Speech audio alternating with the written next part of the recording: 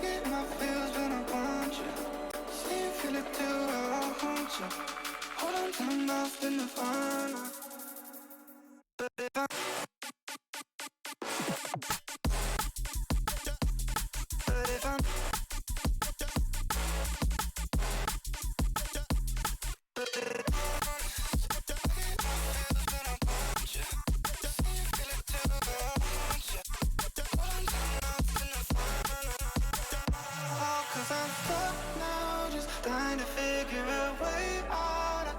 but can't seem to slow down. I don't know if I want to, 'cause I'm stuck now, just trying to figure a way out. I've tried but can't seem to slow down. I don't know if I want to.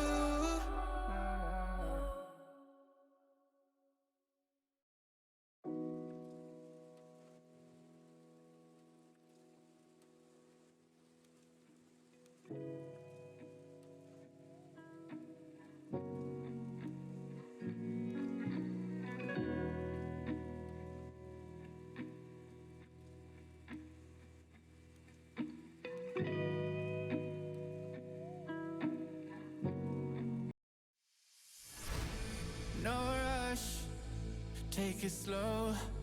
Your love, a overdose. We got all night to lose control. Do what we want. Yeah, we can do this till the dawn. But I can't hold back anymore. Your clothes are on the kitchen floor, and I can't stop, I can't stop. I don't wanna take it slow, I just wanna lose control. So tell me what you're waiting for, 'cause I can't stop myself around you.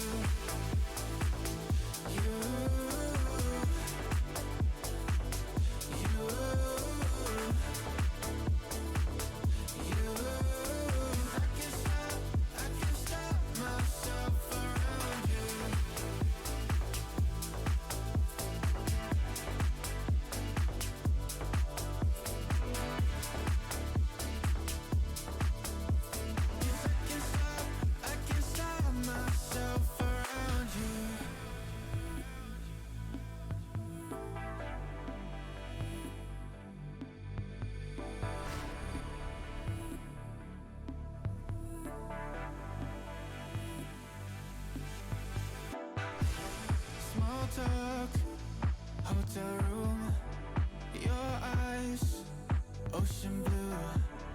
One touch is all it takes when you're with me.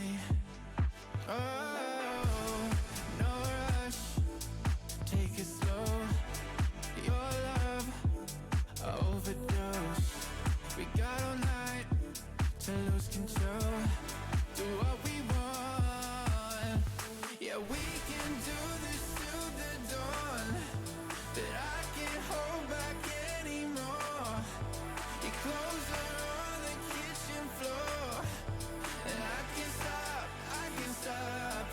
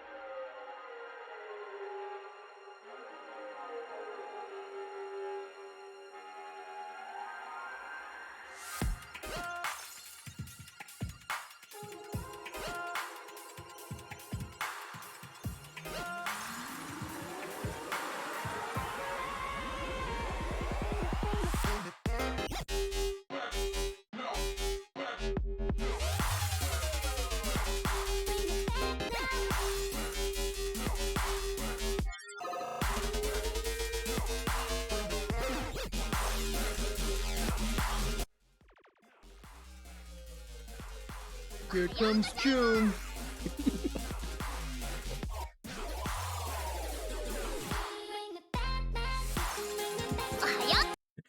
Hi, I'm Eric. I'm Jason. And I'm Chris. And we're I Beat It First. Yay!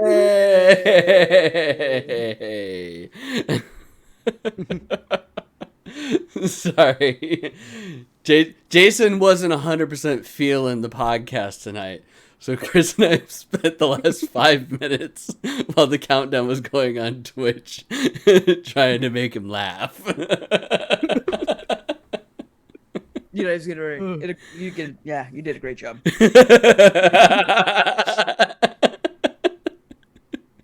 Oh, welcome in, everybody. It is Wednesday, My dudes. November 30th. Normally, this is a Monday thing, but I had a work thing, and then we were just like, holiday weekend has us all tired. So, yep. And then Jason and I and our wives and my son and Jason's mother-in-law, we went and saw A Christmas Story last night for the first time I've ever seen it on a big screen. Yeah, I don't think I've ever seen it in the theater as well. That was kind of a nice treat. Yeah, that's what we were walking out, and I was like, you know what? I don't think I've ever seen this on the big screen, which is kind of cool. I was like, that was good to see. I mean, it's a movie that I've seen, like, God, I don't know how many fucking times I've seen it, with like the fact that TBS runs it on 24-hour repeat every Christmas too. It's like, I don't know. Yeah. Seen that movie so many times. That's the only way I've seen it, like in the last at least 5 years, was just watching it only on repeat on TBS.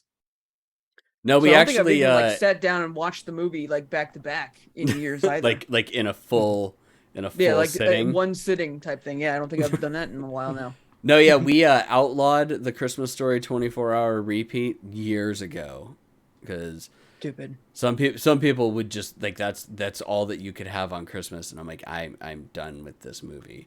But I have had where I've had to watch the movie like 2 or 3 times over like a single holiday season, just because we watch it with the family as like one of the early ones, and then somebody else wants to watch it. So I'm pretty certain that I'm going to have to watch this movie at least one more time this holiday season, even though we watched it. But we didn't watch it early. because we were going to go see it on Tuesday. Like, okay, well, we don't need to watch this now. Let's watch some other things because, it's after Thanksgiving, so Christmas is in full effect, everybody. Yep. Yeehaw, motherfuckers.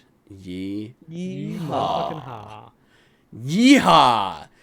My Thanksgiving was Yippee-ki-yay. good, motherfucker. Yeah, had a good one too. Nice, good Yeah. food. No real arguments within the family. It's always good things. Yeah. So That's Just a little things that count. good thing. Yeah. That is a very My good 4-year-old niece laughed at me for falling asleep on the couch. After dinner. thing. Wait, you fell asleep before her dad? Yeah. Wow. That's saying something. Matt usually falls asleep way early. I think the highlight for me was one of my family members probably saying, and I'll leave this context free just because it's even better, Oh, that's great. saying the word castrated way too many times for a Thanksgiving holiday.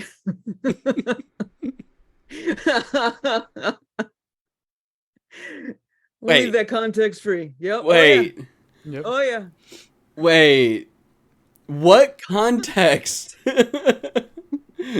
can you Say, put the word castrated on Christmas time or on Thanksgiving, not Christmas time, almost On Thanksgiving. Christmas time. But like, were they talking about the TikTok videos where where they are pulling all the insides out of the turkey in front of the kids, and the kids all think it's a boy turkey because they pull out the neck? Oh jeez. No, this person was not of TikTok age. Let's just say that. Oh my god. Jesus.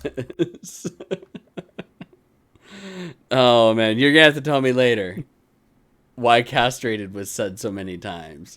So many times. It was So like, many. what, this is. I even made a comment just like, I think this is the most I've heard this word on this day. Like, I mean, like we can. There's not too many things I can be mean, like, hey, I've heard wait. this word Just on that day or on a day in general? just on that day. I've had some pretty heavy days.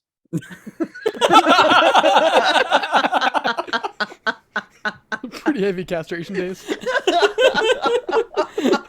We don't go easy on the castration in Jason's household. Let me tell you something. No. When there's a word that's fun to say, it's going to be said. Like, can I remind us of our consensual episode? That was That's one true. hell of a time. Yeah. That's true. Oh yeah. Oh man, but I smoked a brisket and it was delicious. It was yummy. We finished off the rest of it last night. And we made what I think was the smartest fucking move, because we went to my sister's for Thanksgiving, and like I took the brisket over, and we still had like some leftovers of that, but I was like, we're not gonna have like a lot of leftovers that we're gonna bring back, and enough to have like a good old meal for us. So when we were at Costco, we bought one of the Costco like turkey dinners that they have there, which is like a third of a turkey, third to a half of a turkey. Let's be honest here. It's a sizable thing. A thing of stuffing, a thing of mashed potatoes and green beans, and then like comes with cranberry sauce. But who the fuck eats cranberry sauce? And we had ourselves a second Thanksgiving on Friday. Nice. It was good. And you know what? That turkey was pretty fucking delicious. I'm not going to lie. It cooked up real well. I liked it. What about you, Chris? What did you have for Thanksgiving? The standards, got your turkey, your mashed potatoes, your stuffing, green bean casserole. There's like some pumpkin pie, some pecan pie, and like chocolate pie. Rolls, a bunch of other stuff, but Good old gravy, Staples. Yep. Not to be confused with eating Staples or eating at Staples. Oh, we did that too. Oh, that's right. Yeah, Sorry. we got that. The Thanksgiving dinner was at Staples. That And they was had Thanksgiving dinner. they also had staple pie.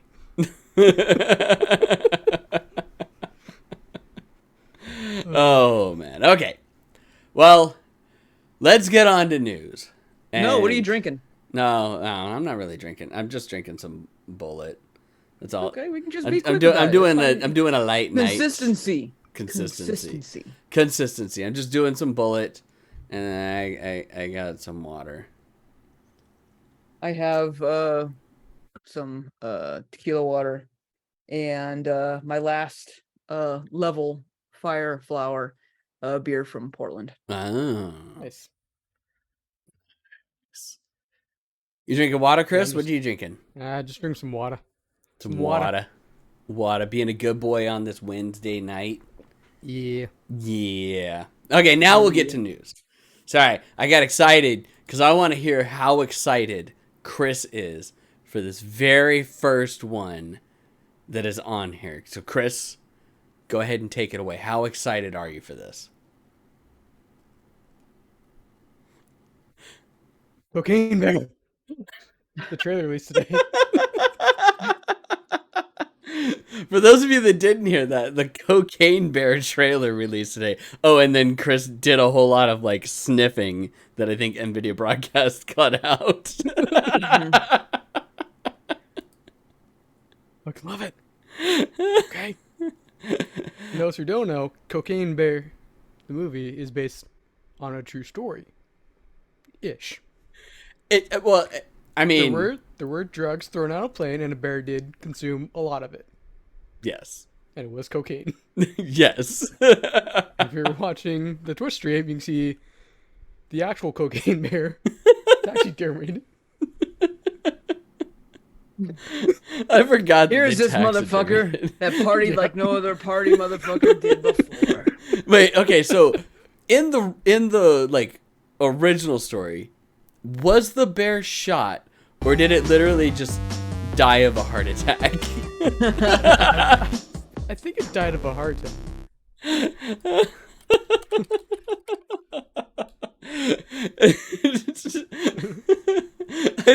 Okay, so then it's like normally you'd be like, you can't taxidermy a bear that you didn't kill, but in this case, you're trying to just ensure that the story of the cocaine bear lives on. I mean, they kill it with a shit ton of coke.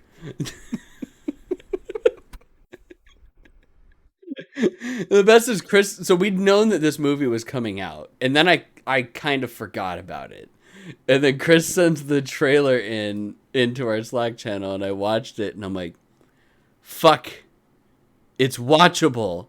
I was hoping it was gonna be a steaming pile of dog shit, so that I wouldn't want to watch this movie.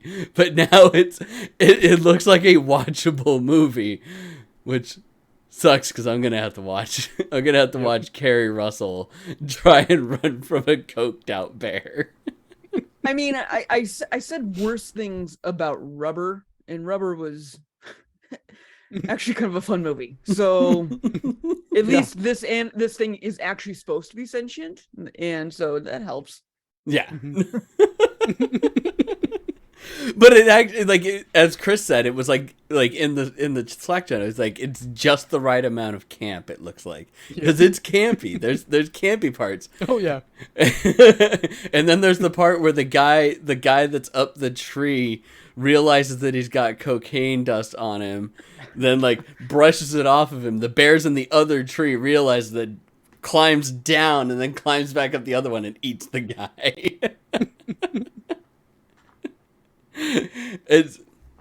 It looks great. Not like Oscar worthy, not like the most amazing movie that you're ever gonna see, not even like the 20th most amazing movie that you'll ever see in a year, but watchable. And that's the key. The kind of movie you kind of get with your buds with, you know, have a couple drinks, you know, maybe smoke a bowl or something like that, and watch this movie. But I don't think that you're supposed to smoke a bowl, and I don't think you're supposed to drink. I think you're supposed to get coked out. Cocaine. It's like when you watch Pineapple Express. You watch Pineapple Express, and you're supposed to get high. Yeah. You watch like any marijuana movie, you gotta get high. You watch Beer Fest, you gotta get drunk. This movie, You watch Cocaine Bear. I guess we're gonna You need gotta some do coke. a shit ton of coke. Gotta do what the movies tell us. And then I can just picture this trailer comes out. The Colombians all sit there and look at it like, we're gonna need a bigger boat. Come on, Jason. Yeah, you like that one. You liked it. You know you did. We're gonna need a bigger plane. We're gonna need some more fucking cocaine. Is what it really is. That's what the bigger boat is for. Yeah. Yeah. See, Foxy's got it right. If you watch The Yep. Big Lebowski, you have to have a white Russian. And you also got to be That's the holding a rules. bowling ball for like half of it. Like just sitting there up like this. As you're sitting down in your couch, you just hold it up about head height. As if you're getting ready to bowl. And you gotta tell Donnie he's out of his element. All right. Moving on, because we spent way more time than I thought we were going to spend on Cocaine Bear. Okay, let's see here. Okay, we'll move on to the next great one before we get into some actual news. Science has officially found the perfect urinal shape and angle. What a time to be alive, everybody. The best part is that, so like in the article that they had, that talks about this, they had like 5 urinals and like, can you guess which one is the best one? And I guessed it. It's like this really tall, super skinny urinal. You're supposed to angle at like 35 degrees and you need to have it so that it has minimal splashback. And I was like, that looks like it's the perfect urinal. So this is what all of those science dollars go to, everybody. That's right. Yep. Super scientific science dollars. That is where, you know, grants go to and everything like that, to find out the perfect size and shape for a urinal. Yeah, it really pisses me off that they waste all this money doing this kind of stuff like that when obviously your mom's mouth works just great. Mm-hmm. It really does. I mean, there's no splashback. And you gotta look at it this way. You gotta look at it this way, dude. It did it right because it pissed you off, not pissed you on. And they're trying to keep the splashback going.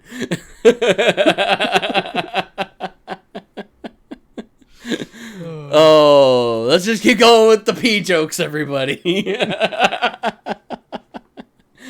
Okay. Was it? I think that's all like the headline or whatever for that article was like, they watch what angle dogs pee at. Oh God. That's another article, because that one that I read did not That talk one was about like- that.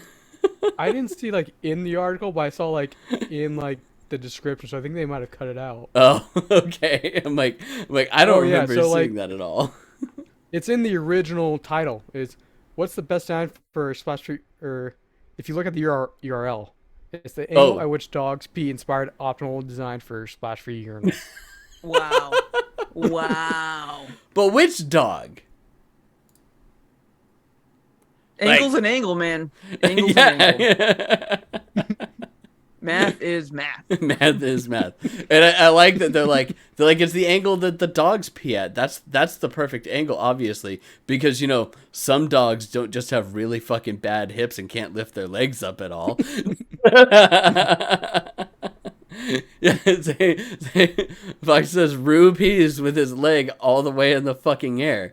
And Shannon had a Yorkie that he squatted to pee. Yorkie. Yeah. He also wouldn't go out in the rain and to go to the bathroom unless he had his raincoat on. Mark? Smart dog. Can't blame that. Yeah. All right. Netflix. So Boom. Chris Put wants to. This actually is supposedly in production. Is making a AAA shooter with no microtransactions. Using Unreal Engine. It's going to be a live service. Social systems. Wow, they're hitting like all the buttons. Co-op and competitive. Oh yeah. First-person shooter and third-person experience is needed for the game director, which is actually kind of cool. Like a game director for like spectating and whatnot. It's not bad. That's a good idea. It seems like an awful lot to throw in for like your first AAA. Did they say what game studio is making this? No, I think this was just gleaned from job posting for the game director. Hmm. Was you gotta have like all these experience stuff like that and hitting all the buttons. Like the guy in the PC Gamer article is like, I could probably write 70% of this article and be spot on already.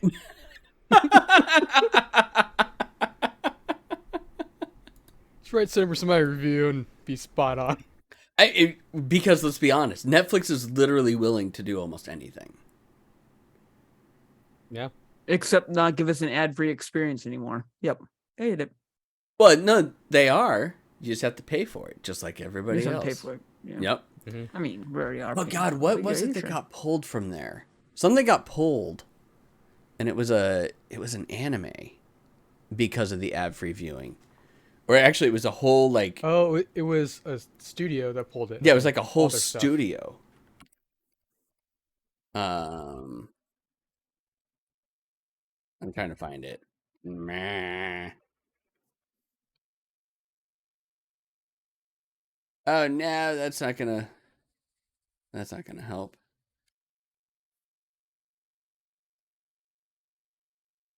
NHK, There we go. like Okay. Attack on Titan. Yeah. So it's actually it's actually a good amount of Yeah, anime. if I'm 22 right. 22 NHK programs. They're all getting pulled because, well, okay.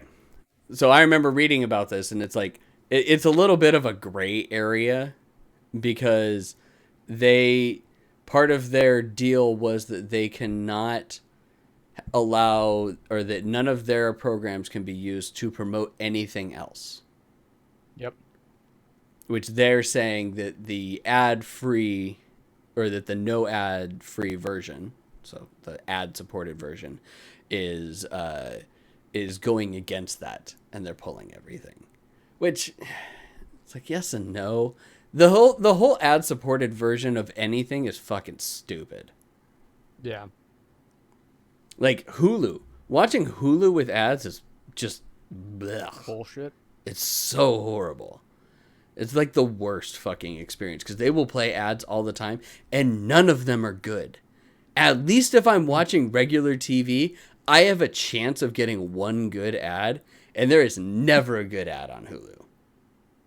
So it's gonna be like think- your same 5 ads that Yeah. they've chosen for you every Yeah. single time. We Yeah. were, it was on Dad's Room yesterday. They were kind of talking about the Hulu ads. It's like, yeah, you just have like the same 3 ads in rotation at a single time. It's just And you know what you have to do? It's really stupid. You have to tell Hulu that you don't want to see this ad anymore for them to pull it out of rotation and put something else in place. It's like you would think that their system would be able to be like, okay, well, they watched this ad and they watched this one. Maybe these 20 other will work instead of running the same rotation of ads over and over. No, and they over really again. like this ad. They Yeah. love this ad. I mean, and at least with Peacock, like if you watch on the app without paying for a subscription, at least they run you like regular TV commercials through there. They're just like, yeah, we already get these commercials from everybody else. We've got them on our regular TV. Let's just throw them in here too. So you get actual regular TV commercials. I still hate doing it though.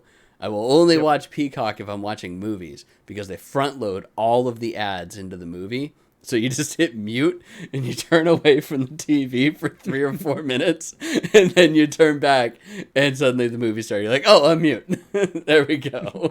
Don't tell them that. Now they'll fix it. Gosh. But yeah, it's dumb. Okay, before we move into all right, yeah, we'll just rip this whole Band-Aid off. We have a whole section of Microsoft stuff. Because Microsoft made it really fucking easy these last 2 weeks. It's honestly, I feel like they were baiting us. This could be it. They're just baiting us for all of this. And then we don't have to worry about hearing anything. But, so the first one is that the stream-only console has been shelved until they can get the cost down.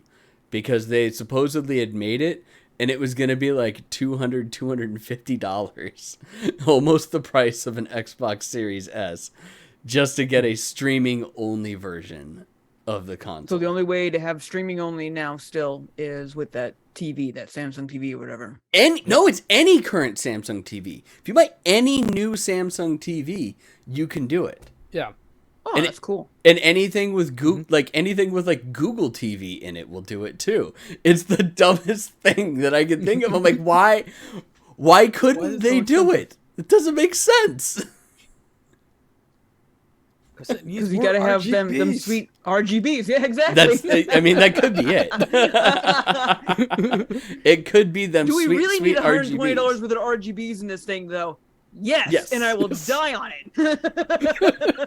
Yes, chat. If you bought a Samsung TV 9 months ago, depending on how old that Samsung TV was when you bought it, you should have the ability to play Xbox Game Pass games through streaming directly from your television. Because this is something that was released at the end of last year that they did, if I remember right. So it's all 2022 Well, they models. announced. See, that I don't know, because they announced it. I don't remember if the ones that were released that cycle had them. It was supposed to be all 2022 models. So that's why I say, like, if you bought a There you TV go. 9 Okay. months ago, it depends on how old that television was. Because, like, if you bought a 2021 television in 2022, then no. But, yeah, it makes no sense. It's like, how is it that was going to be that much fucking money? Not to mention the fact that you still could have made it a loss leader at that point. Lost like $20 on it, but then everybody's paying for Game Pass with streaming on it. So that's an extra 10, that's an extra what, 10, 15 bucks a month right there? Boom. Enter their 2022 smart TVs. Yeah. So it was 2022, so it all depends on the model number. So if you look at the model number for your television, you'll know whether or not you can do it, which is kind of cool. Okay, so we'll ease into more of the Microsoft stuff. Bethesda has said that Mick Gordon's allegations over the Doom Eternal soundtrack are a distortion of the truth. Which is great, because they didn't say, no, he's lying. That's not all true. They're just like, no, that's a distortion of the truth. And that sounds like when you get in an argument with your significant other, and you tell them something that they said or did, and then they're like, well, you're just blowing this out of proportion, putting spin on it. Like, but is it true? What, Chris? So, Xbox put out another press release about 2 weeks ago that they're expanding the Xbox app to Samsung 2021 smart TVs. Oh. And adding controller rumble support to the Xbox app. Ooh. Oh. So you may not have it now, but you could have it soon. Because that's kind of cool. That works for me. I have a... Wait, do I have a 2021? No, I have a 2020 Samsung TV downstairs. Damn it. I think that's when wait. No, wait, I do. I have a... No, I don't remember now.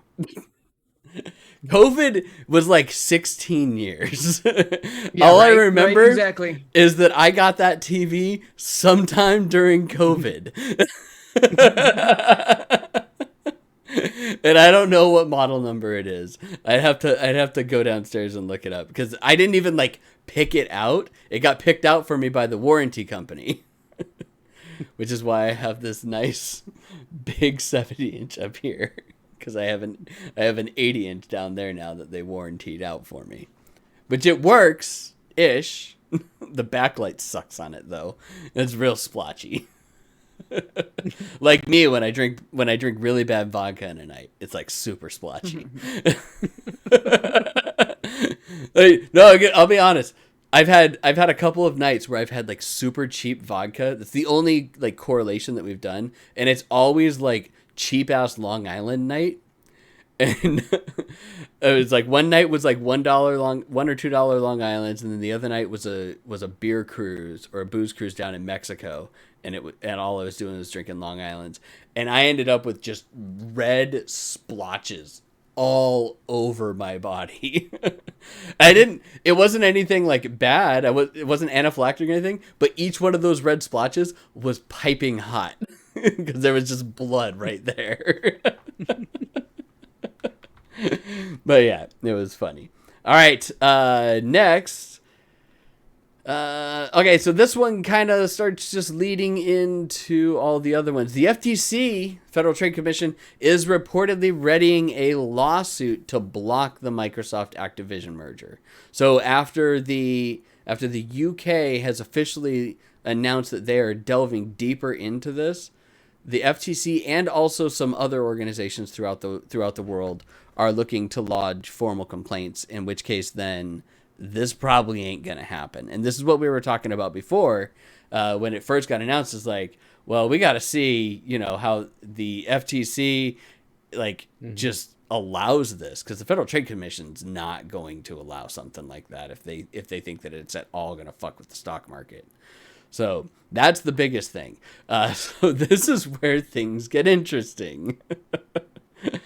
Microsoft has gone on the defensive for the last couple of weeks because of that UK one and now all the other ones, and just doing everything they can to try and make it so that they get this pushed through. So first, Microsoft says that Nintendo offers a broader range of mature content than Xbox does, which is actually probably not wrong. The amount. I mean, which console has a Peach Blast Ball, Ping Ping? All of whatever it's them. No, called? which console has most of them? It's the Nintendo Switch. Yeah. Most of the Senran Kagura games come out on that, and it used to be that Sony was the bastion for it, and now it is Nintendo.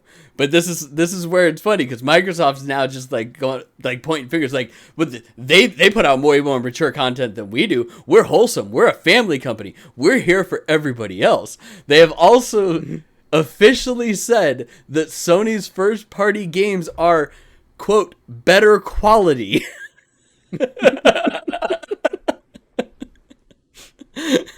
And that they offered Sony a 10-year deal for COD. That's so if they don't want you merging with this company, you could offer them 10 years and, I don't know, a harem, and they still wouldn't care.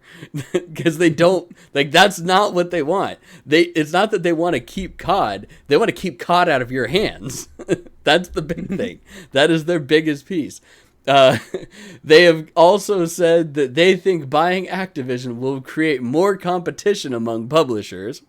I don't see how that works. Yeah. Buy the largest publisher in the world so that you make more competition by merging two publishers. I don't think that's right. And they have also claimed that Activision Blizzard's deal is primarily about Candy Crush and mobile games and not Call of Duty. Of course. Which, I mean, Now, it is actually backed Yeah. by some sound numbers. Oh yeah. Their mobile That's money their makers. mobile division makes more money than all other divisions combined. They also spend less in R&D, so there's that. They also have more concurrent players than all other ones as well. So that does make sense, but that's not, that's bullshit. If that were the case, they would have been like, yeah, we want to buy your mobile division, which you can do. You could totally just buy a mobile division from them. yeah. Although I can also see them being like, nah, if you want to buy our actual good shit, you're gonna have to also buy our garbage, which is Call of Duty franchise too. You just have to. Yeah. Okay, before we get on to the next thing of bullshit that is more Microsoft adjacent and very Activision heavy, is that Microsoft is now sitting at 25 million Game Pass subscribers, which is great. That's a good number. It's not, as we talked about on the last one, it's not as many as Sony has, surprisingly, with PlayStation Plus. Sony's got almost double that. So we were at 40 or 45 million that they had subscribed to it. So Sony's got more than that. And it's 10 million fewer than their goal was in, they wanted to be at 35 million by the end of October this year. So, and then also, I love this. I love this so much. In pleas to regulators, they have claimed that Xbox Game Pass has no market power. What do you Hey guys, See, you gotta try? Shoot your shot. Gotta shoot your shot, right? we'll suck your dick for some Activision. Jason just sat there Look at when I some, told him we had like a look, solid block Diablo. of Microsoft Activision stuff. He just shook his head, and Chris and I were like, "Oh no, we do. Trust us. This is good." You're just throwing out gems. It's so great. I just like just reading all of these. I'm like, man, you're talking out your ass more than my old boss.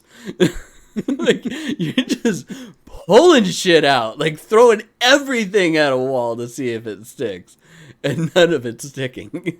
Sorry, guys. You swear, we'll suck your dick. You just give us Activision. Why do you think we're paying $69 million? 69, bro. 69 dudes. All right, I think this is the last one. Oh no! Damn it! We got to go back. We got to go back because this is still very much falls underneath Microsoft. So apparently Todd Howard is very happy with his new Microsoft overlords and says that Starfield being exclusive is great because they have access to all of the best game development engineers. It's okay. The one thing that does kind of make sense about exclusivity is he can focus Yes. on one, but the rest of them, like, you're just talking out your ass. And that's what I was going to say is it makes it easier because you focus on PC and Xbox, and that's it. Yep.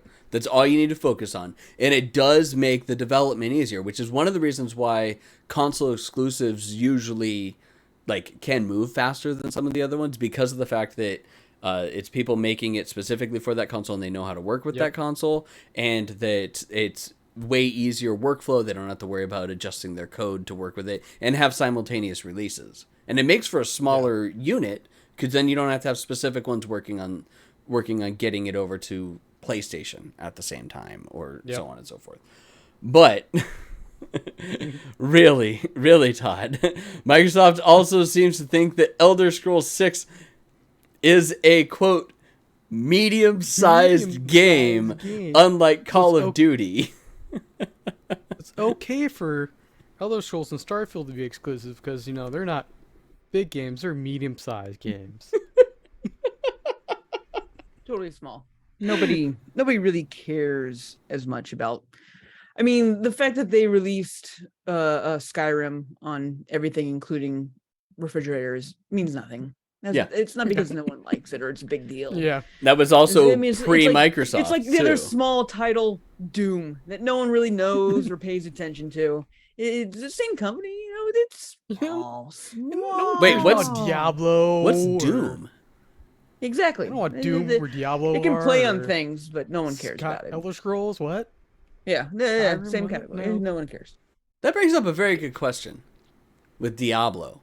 So, were the predatory microtransactions Microsoft's idea or Bethesda's ideas? I mean, Well, for Diablo? Yeah, Or for for Doom? Immortal. Well, that's for that's Immortal, Activision Blizzard. that was 1000% Activision Blizzard. That was Yeah.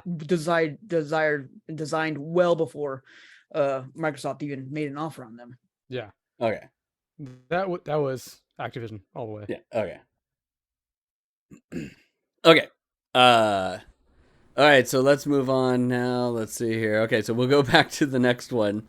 Give me This money one doesn't so I can pay really. my lawyer fees. This one doesn't really pertain too much, except for the fact that it does. A lot of people don't care about this, but this is hilarious. NetEase is the publisher for Activision Blizzard games in China, and has been for 10 years. for a very long time. So much so that like if you go to E3, like NetEase has their own booths and everything like that to show off everything that they're doing, and they do showcase heavily Activision games, World of Warcraft, StarCraft, Overwatch, like everything goes over there. Which is got a big thing over there. Yes, like especially StarCraft in Asia is Yeah. very big. It's like And China, it's a small country. Very limited player base. I mean, China obviously doesn't play any video games at all. No, none whatsoever. None, obviously. So anyways, they no longer have that license with Activision. And so the best part is that we can't figure out if this is Microsoft's fault or not in it, or if it's like, is it because Activision has decided that they don't want to run, or that they don't want to renew it so that Microsoft can come back in and renegotiate, and so Microsoft doesn't purchase it? Like, did Microsoft tell them don't renew so that, like, we don't get sidled up to this, yada, yada, yada? Who knows? However, NetEase's boss, Simu Zhu, has blamed damage done by a jerk at Activision for the shutdown of World of Warcraft, Overwatch in China, and feels terrible for players who lived in those worlds. And he's one of them. He says that he's played over 10,000 hours between World of Warcraft, Overwatch, StarCraft, like all of their games. And by a jerk, we mean Bobby Kotick. Yep. Here's our public statement. Yeah, I'm gonna go on record to say this. Yeah, and that was great too, because it's like there's like the head honcho, the one guy that doesn't, like, all he is like, he's like the grand overseer of everything and just makes sure that everything runs smoothly. Puts out this public address saying, "Oh yeah, we're not going to be moving forward with it anymore. We no longer will have the license," being very nice. And then Simon Zhao just comes out and literally says a jerk at Activision on Twitter.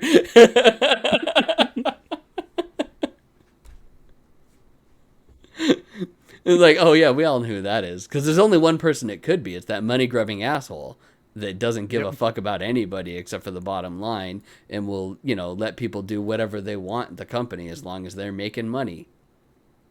Just like all the good old boys. Yeehaw.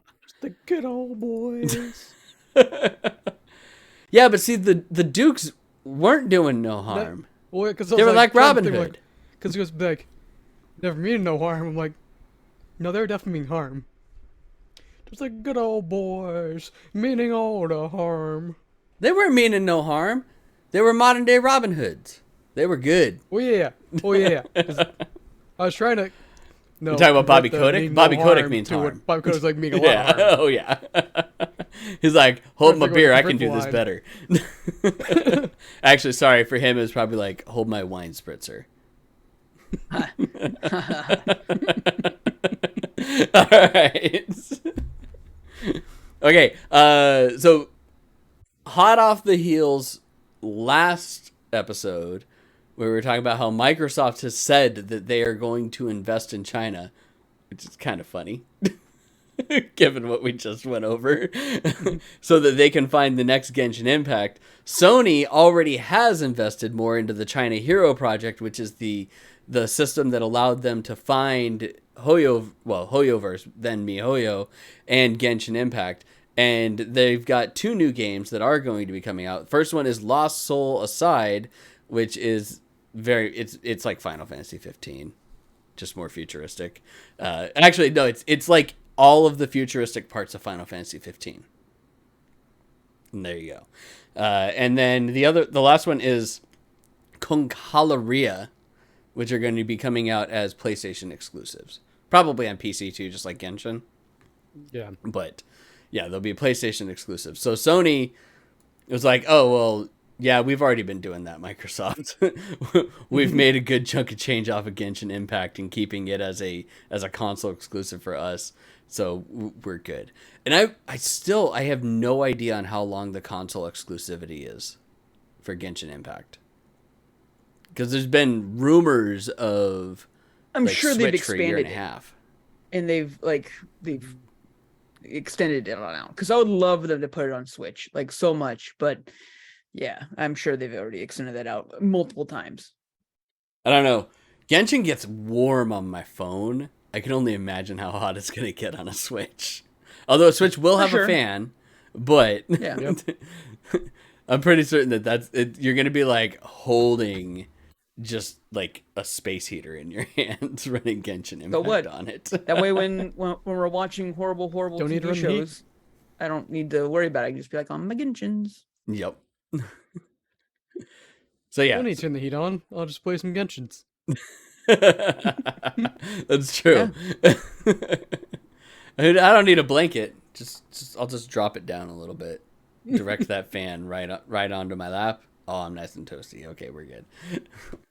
All right. Let's see here. Near Automata has passed 7 million units worldwide, which, like, in the day of, like COD and Grand Theft Auto and whatnot, doesn't sound like a lot, but 7 million for a very niche game is pretty good, especially since it's such an amazing game.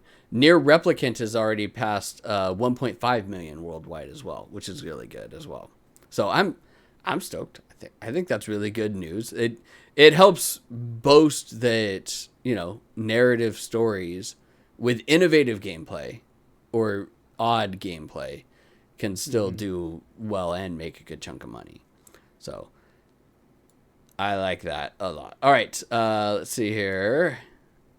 On the opposite side of the news spectrum with Microsoft, Apple is being investigated now by UK regulators over its blocking of Xbox Game Pass. Because especially now with the newer rules that they have to allow subscription-based stuff to go through their own set, but the fact that they're still blocking it. So that actually could completely change additional regulation, because this is not somebody suing for it. They're actually looking into it. And if they allow it over in the EU, then they'll most likely have to allow it here, because you can't build in, like, spending all the money to build in all the locks on just the US is ridiculously dumb. So they'll probably allow things like that, which will change just everything in general when it comes to the App Store.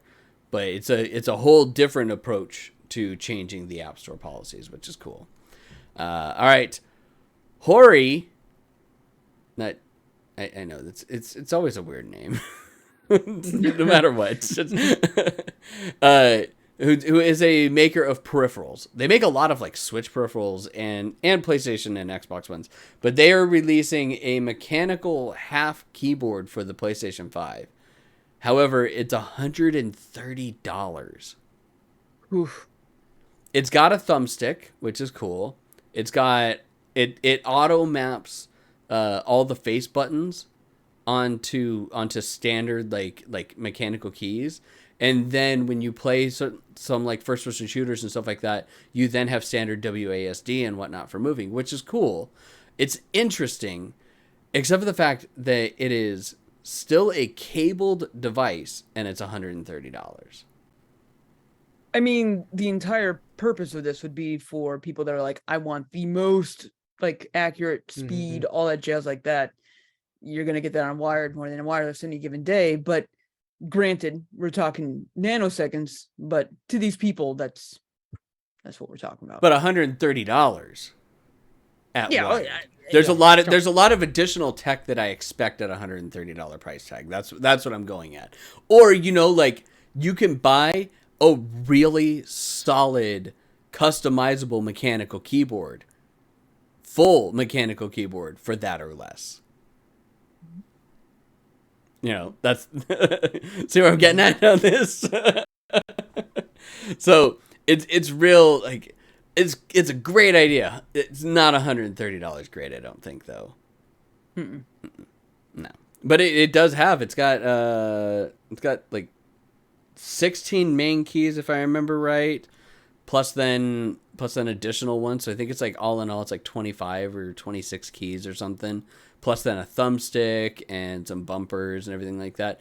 And it looks like it looks like a standard controller, like standard MMO controller that you can get nowadays. Like, I don't know if you looked at it, Jason, but it looks like all of those other MMO controllers that we used to sell at CompUSA like forever ago. Oh, serious? Yeah, that's what it looks like. Yeah. Just with a better thumbstick. That's one of the other reasons why I'm like, I don't know about $130, man.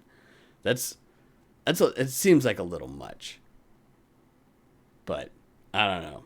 We'll have to see. Hopefully when it comes out they'll reduce the MSRP, but I doubt that they are. Let's see here. Liam Lee has released the ultimate, what they've had multiple ones that they call like the ultimate water cooling PC, but they have now released what is possibly the ultimate all-in-one water cooling PC, the V3000, which can support 4 380 millimeter rads. No, 3 400. Sorry, triple 480 millimeter rads. 4 would be too much because you'd have to like put that on the back panel, and you can't do that. But triple 480 millimeter rads that can be supported in that, which is just insane. That's too crazy. Much. It's too much. Yeah. But I was like, when you first saw that, I'm like, do they even make them that big? 480s? Yeah, they do. They're big. There's some big fucking rads out there. But the thing about like that is that once you have, because you have to do a rad on top, rad in the front, rad on the bottom, and they've got No, I think it's a rad on the side. Was it a rad on the side on this one? Yeah, I think that's the word they usually do it for these ones. Well, usually you'll have like a water block or your pump in there, which would impede like some of the airflow to it. So they do have like there are companies that have made like 360 ones where it's top, front, and bottom that you can do, and you can pull air from the bottom, and the power supply is usually offset off so that it's not doing it. Also, power supplies don't really get that hot anymore, so the cooling that you're getting through that from the other vents as well as through the power supply isn't that bad. And anything, it's going to keep the power supply running cooler. Either way, though, the biggest problem with those is that once you put that rad in there, then you have to make sure that you've got, you've got like good clearance, and then it really inhibits how many peripherals you can put in too. Now, granted, that doesn't matter as much now since you don't do dual video cards that often anymore, because there's no way to do, what did NVIDIA call it? Like NVLink or something like that? No, it's a cross... No, fuck. I don't know. It's been that long. Crossfire, I think, was AMD. Oh yeah, Crossfire was AMD. That's right. Okay, so Crossfire was one. I was like, I was thinking, I'm like, am I getting that board game stuck in my head again? But yeah, Crossfire and all the others, like you don't really do those linking sets anymore. But no, because on the 30 series, you could only do it on the 3090, and I don't think you can do it on any of the 40 series. Yeah, the 3090 is the only one in modern video cards that supports it. And even that, I haven't heard of anybody that's actually doing it. Just people going for overclocking records. But that's not even overclocking, though. That's just like straight up, I guess you're going for like straight up benchmarking records? Yeah, that's what, I mean, yeah that's what I'm saying. Because like if you look at like the overclocking benchmarking records, it was just all like dual 3090s. Now the 4090 came in and it's like encroaching up on that. Oh no, I think the 4090 has destroyed it with some of the liquid cooling that I know done. For single card it destroys it. For dual card maybe not though. At least initially, I don't know. I know it's encroaching, but I haven't looked in a while. That was when they were first doing it for the 4090s. Hey, but that's all right because you kind of need water cooling in order to keep that power adapter from catching fire. Yeah. Which Gamers Nexus did like a whole fucking teardown on that, And they actually finally, like, they waited and, like, they listened to everybody else talking, and they did their normal thing where they shit talked everybody and said, oh, you don't know what you're talking about. And I like watching, like, Gamers Nexus because they're very informative. They're also very arrogant, which is kind of, like, annoys the shit out of me. But when they did their teardown, they found that the issues primarily are just, like, shoddy manufacturing for the adapters and just really bad design, because you can push it in and it looks and sounds like it's actually in, but then you got to, like, really force it in and get one more click and then it's connected. And then they also did find, though, that that if you move the cables up and down, a lot of them just had really bad quality of soldering and they would break easily. Or they just had random debris inside the cables. They took brand new cables and did sound tests, like did ultrasound tests on them, and just found floating debris in there. The fuck? So in the Port Royale benchmarks, the first 4090 comes out at number 11. Mm. Everything So it is else still dual above 3090s? that is dual 3090s and dual 3090 Ti's. Oh, like, I would hope that the TI show up in there. The Ti shows up at 9. Wait, the TI shows up at 9? So it's still just standard 3090s? Yeah, in dual SLI. Oh, Jesus. Alrighty. Okay. Well, there you go then. All right. Let's see here. We'll leave the funniest one for last. Okay. Witcher 3's next gen upgrade they've actually shown it off a bit, and it looks like it's not a whole overhaul. It's not like Final Fantasy VII Remake, but it definitely looks more than just like a texture remap. So they've shown off a couple of screenshots comparing, like, how the game looked in its original format to how it looks with that. Definitely denser, better looking scenery and, like, forestry, better looking rocks, you know, all the environments and everything like that, and much better and improved character models, which I think will help, because every time that I still look at Geralt, it's weird.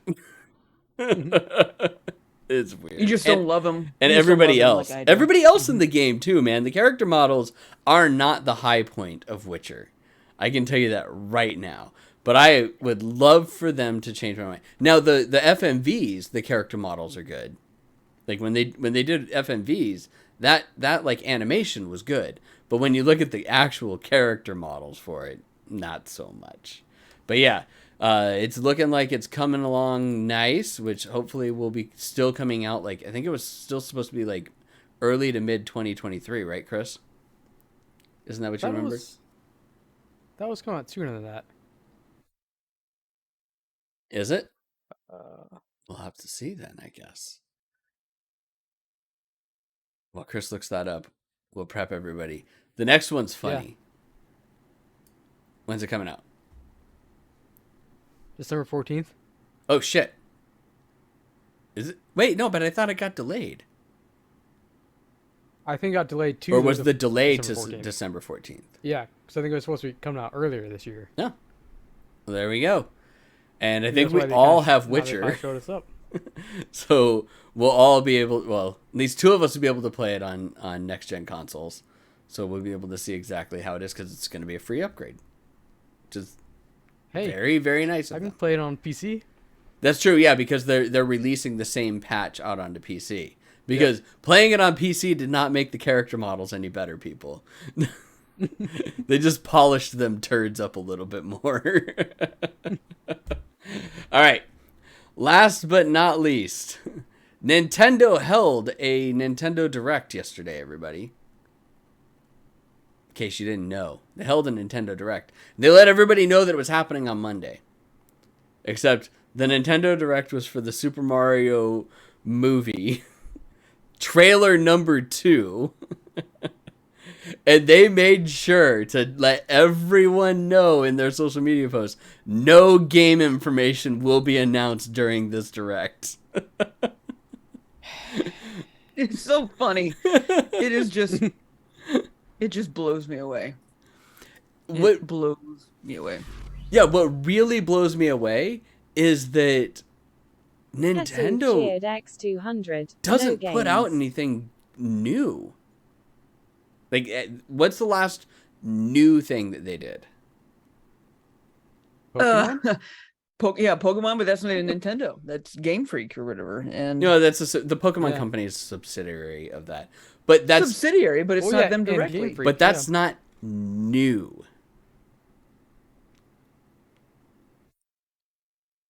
It's a new Pokemon game. But that's not But yeah, nothing new. Also, it's a steaming pile of shit. Code-wise. People still like it because it's Pokemon. Yep. But man, oh man, there's And some apparently issues it's got with that some game. great co-op play for a Pokemon game, but Yeah, got when you can get past all the weird shit that happens while you're playing that game. But what's the last like new IP or anything that they put out? Splatoon Like 3 maybe came that out. Oh yeah, Splatoon or that Kirby Splatoon. game. Splatoon 3. let's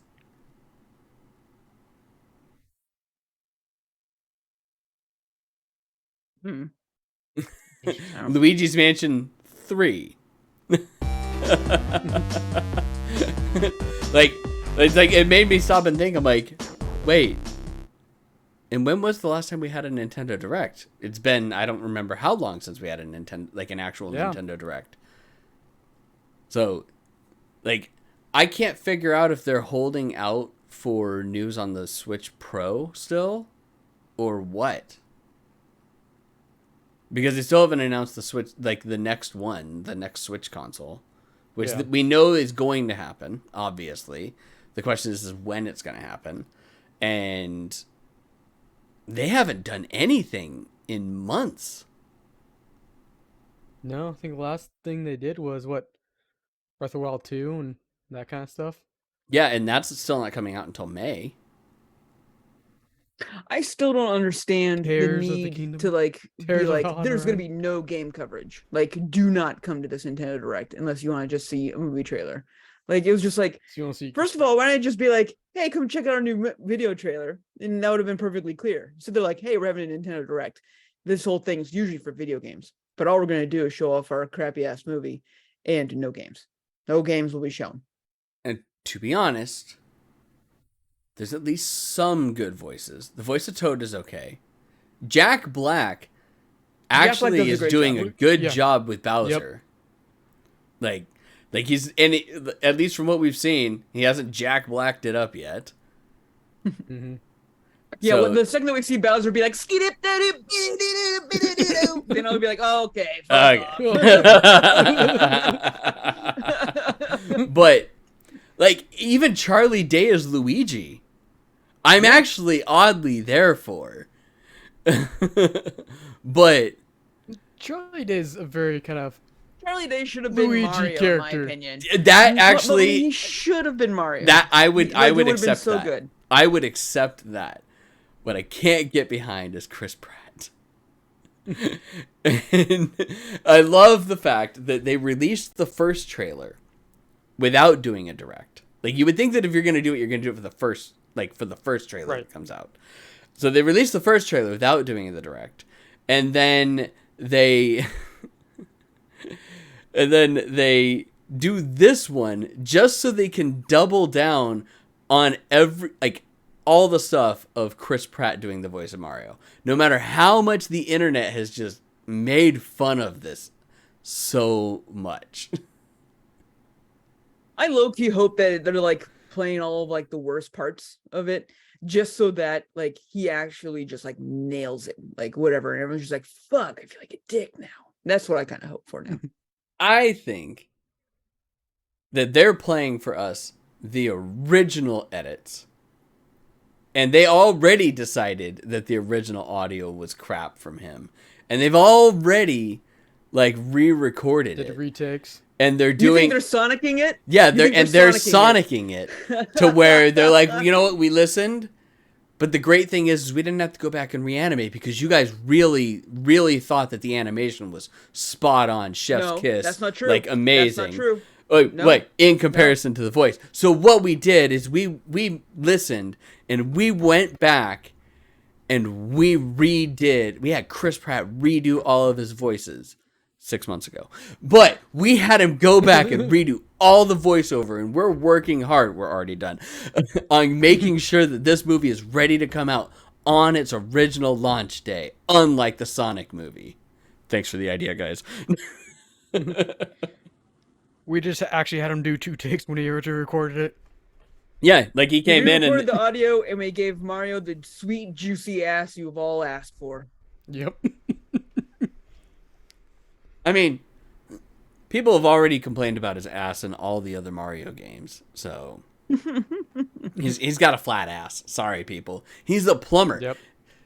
Tell me what overweight plumber, because Mario is not a skinny guy, what overweight plumber has a voluptuous badonkadonk? No. Usually they have no butt, they have a flat butt, and that's the reason for the plumber's crack. Mm-hmm. Delicious. And just so Foxy in chat doesn't get angry at us, there's nothing necessarily wrong with Jack Black, but he has a tendency to always do the same character. And he just basically plays as Jack Black. And in a lot of cases, especially for voiceovers, you sit there and you listen to it like, no, yeah, that's just Jack Black doing Jack Black things. And we don't want Bowser doing Jack Black things. Sometimes it works. Sometimes it doesn't. Yes, it worked for Kung Fu Panda. Mm-hmm. It works for Kung Fu Panda. Like, he could Jack Black things all he wants in there. That works great. But we don't want Bowser being Jack Black. Bowser, he can be campy. Like he has been like a little slapsticky in the games, but we want him to be, the dictator that's trying to take over the world. And steer. We want Jack to back off a little bit for Bowser. We want Jack off for Bowser. That's what you're trying to say, right, Eric? Yeah. Only jack off a little for Bowser. Just a little. Jack off a little for Bowser? Yeah, just a little. Just the full. tip. Just a tip. No. We want more than just the tip. We need more than just the tip of Jack off of Bowser. Half shaft. Like the half-mast boys. All right. Okay. So we're done with news, everybody. It's actually not bad. It's only about an hour. That was pretty good for news. Yeah. Actually, I think less than an hour for news. So we're solid there. All right, we're moving on to games we've been playing.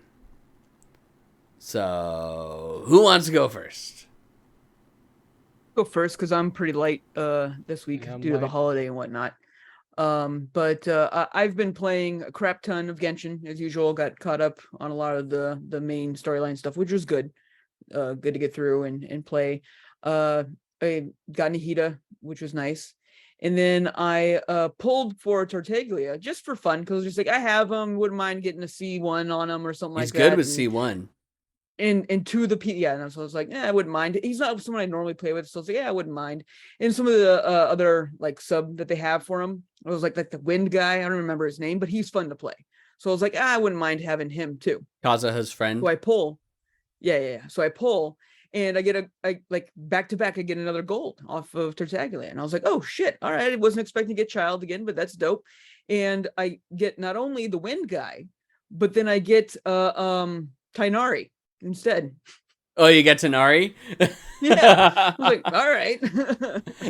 One bow guy for another. I'll take Tainari. Even though I just got Nahida, I was like, whatever. That's fine. I pulled for Child. And way early. I was like super early on pity. Like I was somewhere in like 30 or something like that. Got a gold. I was like, oh, cool.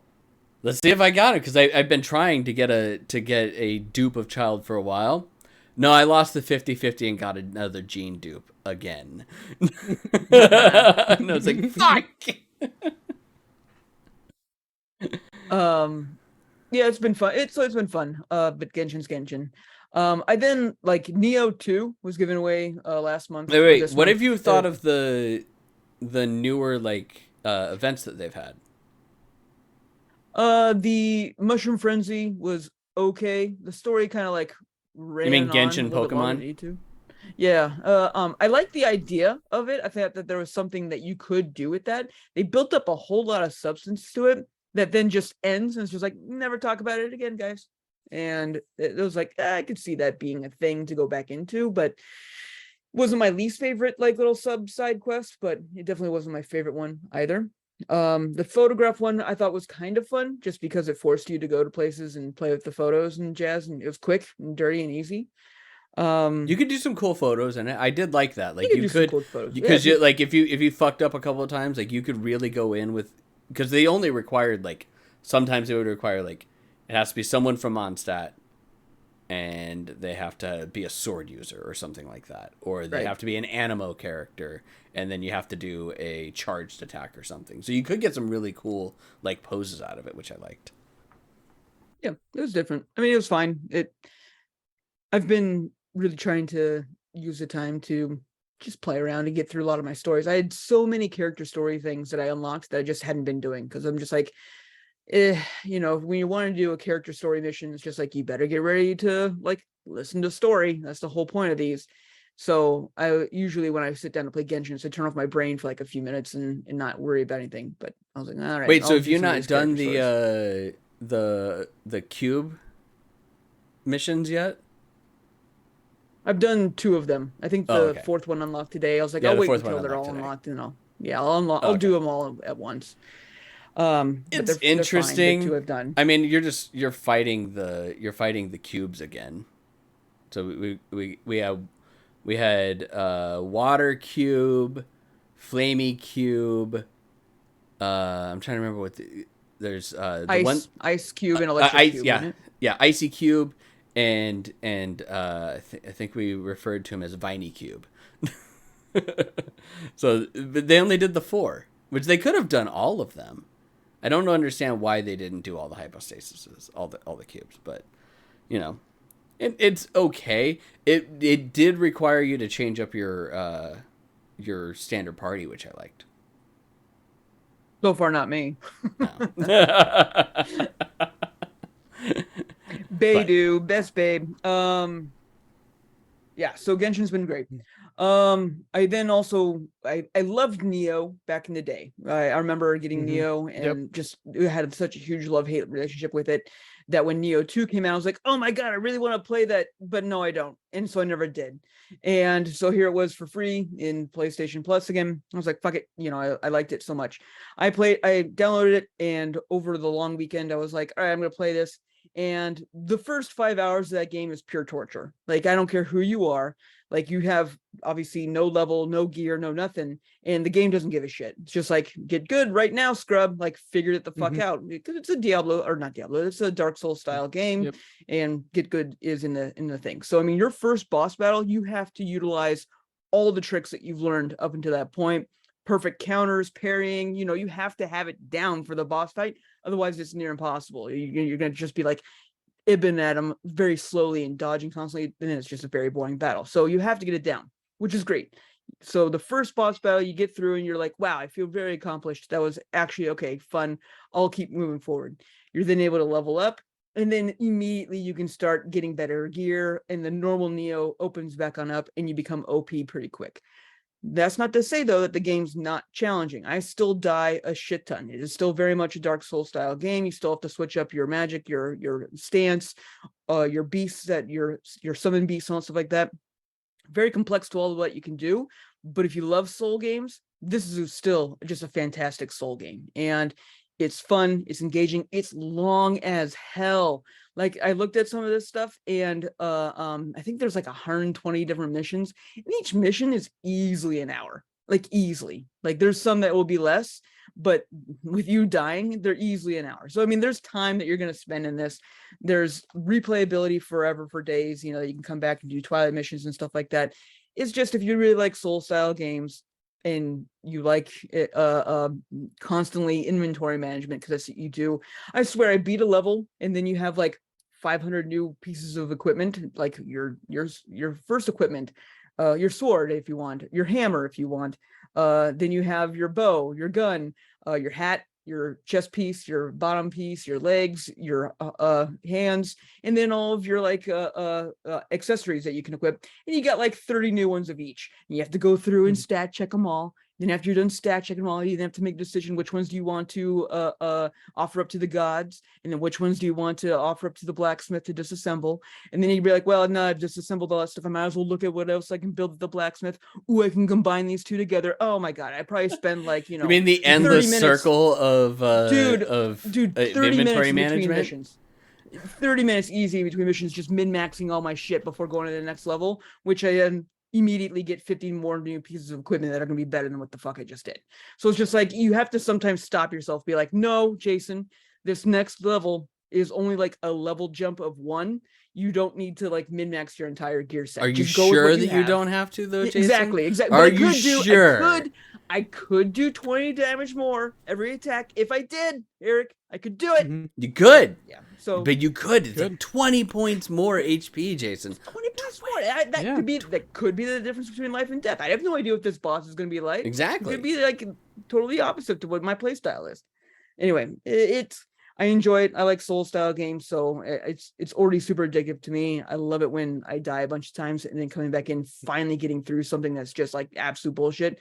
It feels very satisfying. Neo 2, good job. Should have picked you up earlier, but I'm glad I didn't, because now I'm playing it for free. Yay! Also, yeah, I'll just say I also have a review copy that I'm playing for with which is Ixion. It is a really interesting space opera slash inventory management slash city builder slash exploration game. I'm not going to go into any of it because it's still under embargo, but I am playing it, and it is so far scratching so many itches that I've had, and it's fantastic. It's I saw the trailer for that gorgeous, one. I'm looking for It looked great. Yeah, it is definitely a interesting. Jason game. It looks very cool. Like I said, I don't want to go into too much of it right now, but I will talk about that more in our next episode for sure. Maybe That's it for me. I'll stop there. I haven't even looked at the calendar. Oh yeah, no. We'll have our end of the year probably before the end of the year. So next one, yes, you'll definitely, Jason. Yeah, and I need to go through all the games I played this year and try to rank them. Yeah. Oh my god. Games though, Chris, full games, not demos. Demos aren't included. Yes, I know. And you've played a lot of demos. Full games. I have played a lot of Not demos. No demos. No demos. Full All games right. that came out this year. All right, Chris, do you have review copies or anything? I do. Okay, I'll go one. first then, because I have a review copy, but we've already played it and like fully reviewed it. So I'll talk a little bit about it. Okay, so I played Genshin as well. That's why I talked about that during Jason's talk about it. Figured I'll take the chance to talk about it then, so we don't have to talk about it twice. But Genshin, like obviously, lots of it. I've also been playing Ys 8 Lacrimosa of Dana, which had a PlayStation 5. Like this is a PS5 specific version that came out for it, and PlayStation 4. Like it hadn't come out yet. And I'm not impressed. No. Not Kind of sucks. not with the game. I'm not impressed with the PS5 version of this by any stretch, and the port of it.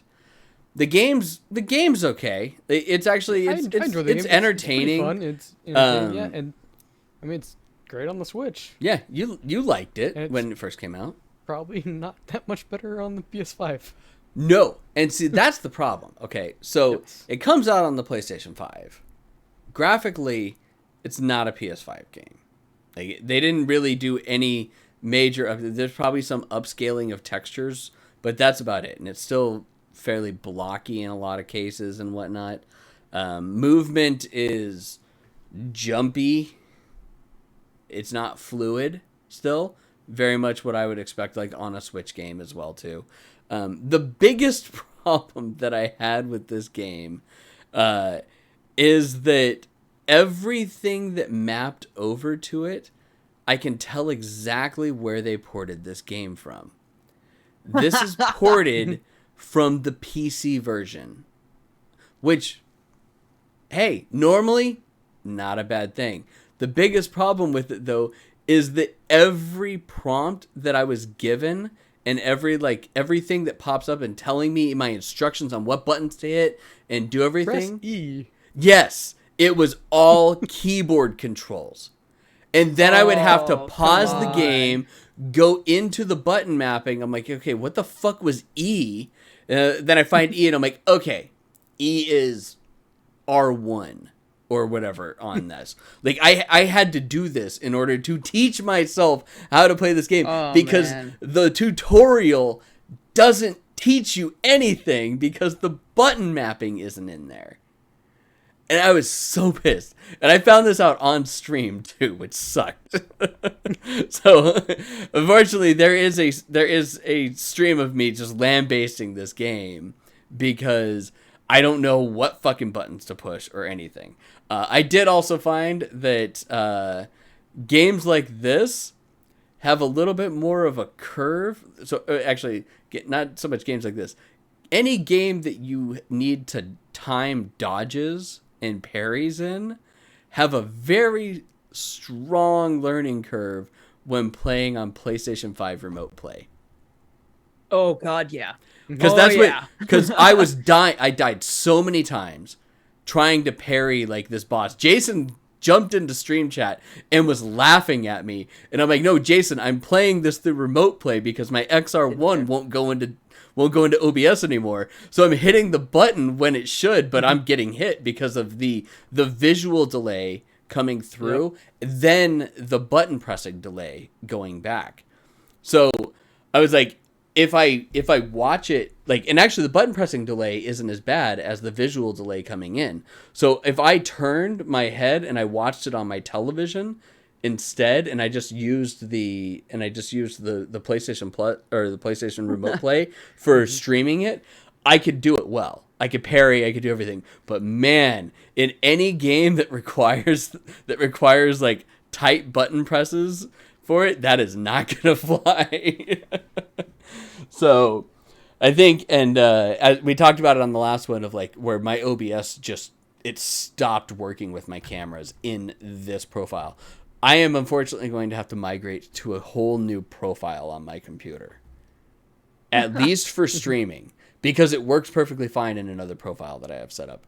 I cannot get my cameras to work with OBS in this one, but if I just created a whole other one, it works perfectly fine. So I'm going to have to figure that out because that's going to make gaming not fun. Yeah. So there's that.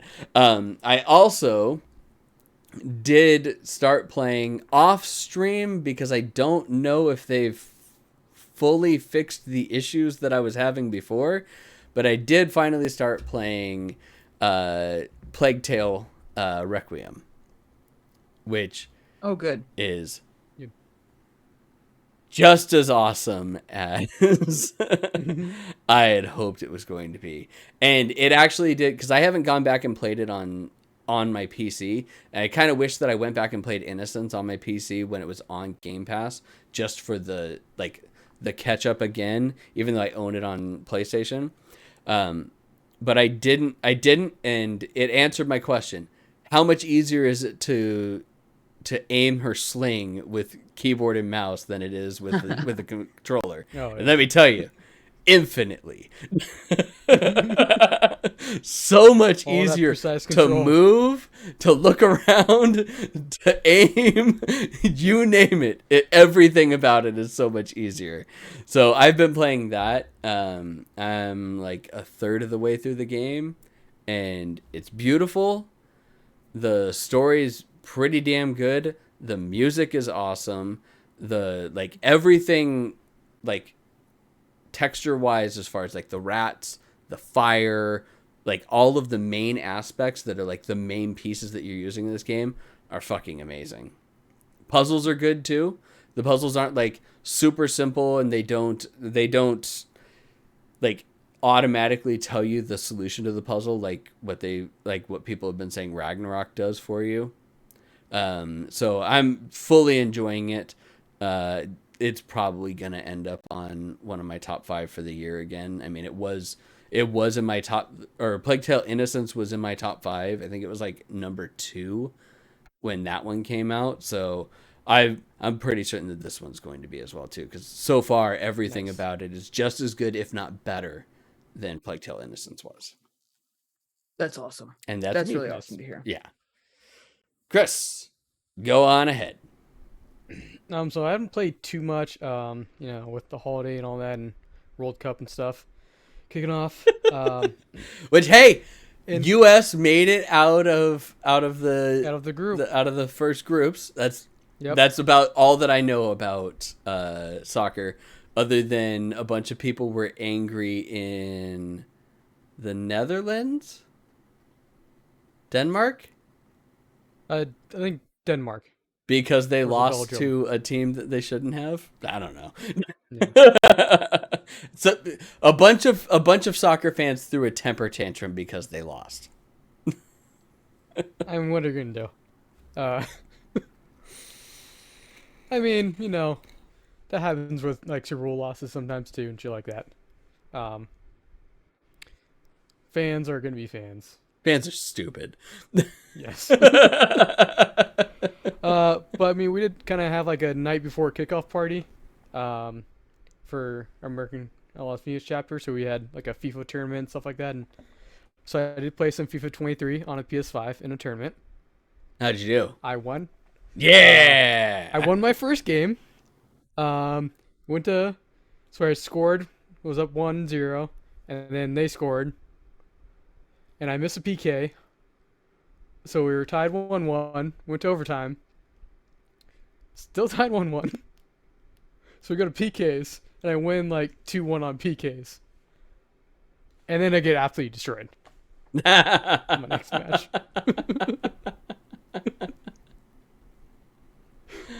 I mean, as you should have. Yeah. They did have like the creators of this game, like I think it's Binbo. Something like that. It's like this little like tabletop soccer game where you do one finger flick of the ball. That was kind of fun. There's like little like pegs that are representing your players. You gotta kind of go through and you kind of take turns flicking it, and you can't like get your head over the halfway point, but you can kind of just reach your hand over, kind of go like that. And you can't touch the goal with your finger, which is pretty fun. Might try to get one of those boards at some point in time. That sounds 'Cause interesting. they also have like if you spend a little more, you get customized boards. So like the field can be customized to your different like turf colors with logos like that. So we can do like, ooh, an IBIF first one. Find I out how think much they're more, based because out I'm of pretty here. certain that we could just get the vinyl printed to go onto that for cheaper. Well, I think it's like this actual like turf too. Oh, okay. So it's like you get that, and you get like the choose your color lines on the field and all that kind of stuff. So there's a little bit to it. But I think it was like $170 for the custom one, or 130 for like a standard one. That's not bad. $40 not bad. difference, especially if it's Yeah. turf instead of like vinyl Yeah. or something like that. Yeah, because it's just vinyl. It's like okay, whatever. Yeah. And you can choose the color like your pins, and it's like you play the first 1 to 7 goals. But they brought out a few of the boards and gave away one to the winner. Nice. Which wasn't me, obviously. In case you weren't other paying than that- attention, Chris got his ass beat. I didn't get was it mercy ruled? Okay, close. that's good. Oh, you I got think if close you- though. I think it was like 4-0. I think if you go up by 5 goals, we said, "Hey, mercy rule." I mean, going up by 4 goals is kind of like where it needs to be a mercy rule too at Yeah. that point. But But I mean, it was fun. And then so the other game I did play is a review copy we got that I tried to play before, but it just wouldn't kind of start. So I did, the standard IT thing, try to turn it on and off again, by uninstall, reinstall, which it's a small file size, small game. It's only, I think it's like less than a gig or maybe a gig, so it's like a quick uninstall, install, and that worked. But that's Beacon Pines, a game I played the demo before, so I've talked about it before. But I played that on stream, and so in Beacon Pines, you take like the role of this reader. There's like a narrator going through this book, and So it's a little adventure game. Got these anamorphic characters. So you take place, and so it kind of reads to you, and then you control Luca. Main character can go around, interact with different objects and people, and talk to them. And so at the start of the game, you're at your father's grave, who passed away 6 years ago. Now you're 12, so he's like, and now I've been with you for longer than I've been without you. So it's like the anniversary of death, and you got your big old buddy comes over. Hey, oh yeah, shit, it's that day, huh? Oh, okay. I knew you'd be here.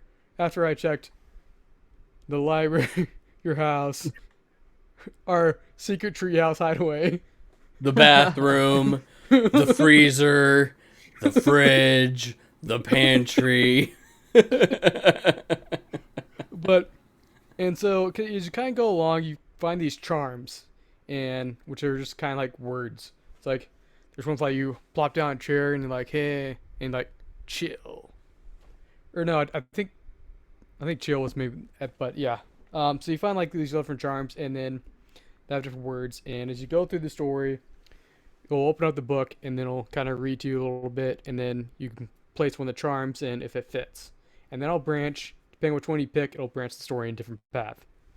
And you can take that path on as far as you can go, and then you probably find some new charms, and then you're like, crap. Well, I'm stuck, or I'm like dead or something. And so you now go back in the book, and now you pick a different path, using one of the new charms that you can now kind of branch off differently. And so as you're kind of going through, you kind of run through different circumstances where the characters themselves don't know anything's changing because it's that, but you, the reader, do. And so you kind of learn the creepiness of this small town of Beacon Pines, which not only is your dad dead, but your mom's missing. He was like, oh yeah, your mom's dead too. He's like, no, she's missing. And so your grandmother moved in and lives with you. If they haven't found a body, she's Nope. still alive. And so there was this fertilizer plant in the town, but it shut down, and the old creator of the town passed away, and his son is kind of running it, but then his lost daughter, and now this new pharmaceutical chemical fertilizing company is kind of in, is trying to revitalize it, and there's some weird shit going on at the old plant. Some weird chemicals and stuff, and you're trying to kind of figure that out, and as you kind of go through the story, you kind of unravel. Just then you're like, something's really off here. Something's creepy is going on. This new company is kind of shady as fuck. What the hell is going on at the old plant? How much do the adults in the town know? What are they hiding? Who's on your side? Who's against you? And then also, this one guy that owns the general store is also very thirsty for grandma. Chris, I don't think that you've said the part that, well, I don't know if this actually makes it any better. What is your main character? So he's like this Deer? yeah, like a deer thing. So it's all I love that he's like this guy, and it's not like this giant rhino, this little fox girl. It's like this, deer fox thing. I'm assuming it's a deer, but yeah, it's like it's just I'm just like sitting there. I'm like, is he talking about a different game than I'm remembering? And I'm like, no, yeah. I had to pull this up and look at it. I'm like, no, it's the one with all the animals. Mm-hmm. He said anamorphic. Yeah, anamorphic. Yeah. Yeah, I mean the art style is great. Yeah, the art was cool. When I popped into your stream, I was like, it's actually really well drawn art. Yeah. Like the character models are really well drawn. Yeah, it's a very pretty game. I'm enjoying the heck out of it. I enjoyed the demo, and that's also why I requested it. And it's also on Game Pass if you don't buy it on Steam, where I have my copy. It's definitely enjoyable. It might end up on my list. We'll see. Oh, nice. Nice. Are you ready to get a review yet, or wait for next time? We'll wait for next time. Nice. Okay, cool. I also Well, gotta go that's through cool. what all I played this year to see what ends up on my list. But Right, there's always I like have a a few games I game need to like play this now. that sneaks up on my list. That's really cool to hear. Yeah. All right. So I always enjoy these kind of games where it's good kind of story and whimsical Yeah. and maybe creepy or sad. Or both. You like the sad ones. What are you talking about? I do. I mean, what was that game? Lion Song that I played for my birthday? Oh That God, was yeah. like basically like bawling at the end of it. Yeah, Chris was like, I want to cry. That's what I want to do. It's I want to cry for a different reason than me getting older. And there you It's go. my birthday. I'll cry if I want to. Cry if I want to. All right. Well, that's it. It's actually it's a pretty short-ish episode of IBIF podcast. We didn't have as long. The holiday weekend definitely kind of like I didn't play as many games as I thought I was going to. Like I No? watched Yeah. I watched like One Piece like one day with the kid. We did the Christmas decorations and all sorts of other stuff, and like actually did like family stuff over the weekend, so I didn't play a lot of games. But yeah, thanks a lot everybody for joining us for the IBIF First podcast. We understand that you have a choice in what podcast you listen to, and thank you, even though this is probably the wrong one. But without further ado, you can find us at ibitfirst.com or ibif.co. You can go there to send all of your friends to listen to our plethora of podcasts and find them on their favorite podcasting platform. And by plethora, I mean a lot, because 3 podcasts by 3 assholes is actually quite a lot. So we have the IBIF First podcast, which you just listened to, which is video games, tech, making fun of Microsoft and Activision's thing, talking about how much we hate Bobby Kotick and how you should really not play Activision games as well. All that stuff. That's just kind of like the norm stuff. That's what it should be. Then we also have Cutscene, which is our anime watch-along podcast, in which case we watch animes and review them. We usually take about 3 episodes to watch an entire season of it, and about 3 to 4 episodes at a time. In which case, the last one that we did with Cyberpunk Edgerunneth, in which case that one was a 10 episoder, so it was a little different. We started talking more about the lore of Cyberpunk and stuff like that than really the anime itself, because the anime it's just a lot of action. But yeah, Cyberpunk Edgerunneth. There you go, chat wanted me to say it 3 times fast. But so we just finished watching that. And the next one that we are watching, oh my God, I forgot the name of it. Chris, what are we watching? Akiba Made War. That's Akiba right. Made War. Akiba Made War. About basically a maid cafe turf war in the Akiba district in Japan. We were looking for something a little bit more fun to watch. It might completely change whatever it is that I'm going to do for the next one. I probably end up having to do something serious for the next podcast or for the next anime that we watch. But hey, that's perfectly fine. We also have patch notes where we talk with video game developers about the games that they're developing and about themselves and what got them into video game developing. Because everybody always asks, what's the great stuff about your game? But nobody really delves deep into why they wanted to make that game. Or as Jason says, how is video game developer? We ask the hard-hitting questions, like, is a hot dog a sandwich? Is cheesecake a cake or a pie? Is a taco a sandwich? We got to come up with some new ones, so that we have just a whole laundry list of things that we can talk about with those and argue about within those. But you know what? I don't see it as an argument. I see it as a conversation, because people have opinions. Sure, they're mostly wrong, but that's fine. People have opinions, everybody.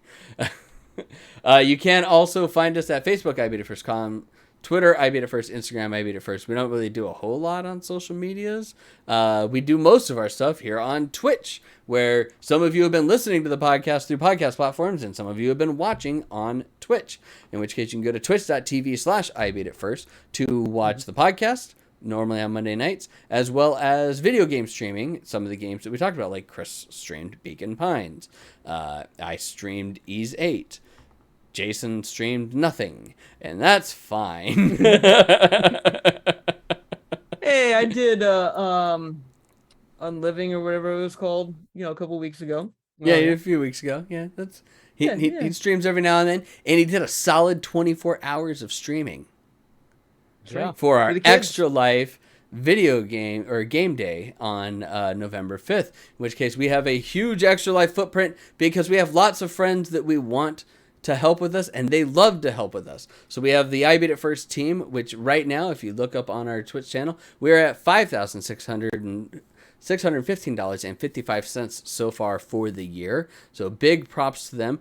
We still have the entire month of December. So if you have any discretionary funds, especially if you haven't been making your donations, make sure you hit that number that the government will allow you to do that is fully tax deductible. So make sure that you hit that I think it's more than $600 now, isn't it? Either way, it's $600 or more. Double check what your tax bracket says for you. And make sure that you donate to anything that goes on. Extra Life is 100% tax deductible because of the fact that it is going straight to the children's hospitals. And they are a nonprofit company that doesn't take any money from the donations. It's all paid for by donors directly to them. So when we're doing it, we're doing everything for Phoenix Children's Hospital. There's some other members on our team that are from different parts of the U.S. that are doing for children's hospitals in their area, but it's all one part of the Children's Miracle Network. And 100% of the proceeds goes to help with procedures, help with quality of life for the children that come in. Speaking of quality of life, we also have the only charity throne account that you can get as well, in which case 100% of the items on there go, when you purchase them, ship directly to Phoenix Children's Hospital for their in-hospital store, in heavy air quotes, that they give the kids money to buy things with. So whenever kids go in and they have procedures, they give them Monopoly money and they let them go into the store and purchase things that they get to play with. Video games, stuffed animals, tech stuff. Older kids, teenagers, there's gift cards on there, things like that. So if you have anything at all, anything that you want to purchase, make sure that you purchase those or donate to Extra Life. Even if it's not our Extra Life, like if you want to donate to somebody in your area or donate directly to that children's hospital, highly encouraged. Just make sure that you donate before the end of the year so you can take advantage of the tax breaks. I think I know that I'm missing something. No? Email us. Email us. You can find all links to all Bear. of our charity stuff at ibitfirst.com/charity. And that'll show you. No. IBIF1st.com. Click on charity. And then click There's on a charity. That's thing. right. Click on charity. And then that will show you our Extra Life and our throne as well, too. But yeah, you can email us, Eric, Jason, Chris, eatadick at ibitfirst.com, and we would love to hear your feedback on anything. Also, if you have any ideas for what you think the games of the year should be, make sure that you let us know so that we can maybe tell you how wrong you are when we do our top fives. But we can't end any podcast, and make sure that you stick around if you're on Twitch, because we are going to rate out, but we can't end any podcast without Chris saying... Bye-bye.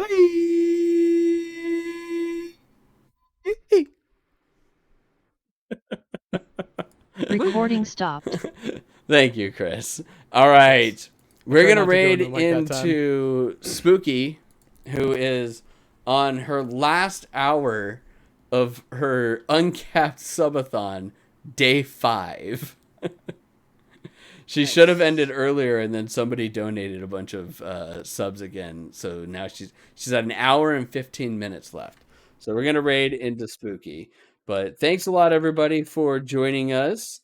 And we will see you guys. I'll probably see you guys tomorrow for streaming something. I'm not entirely certain what. But thanks a lot, everybody. Bye-bye.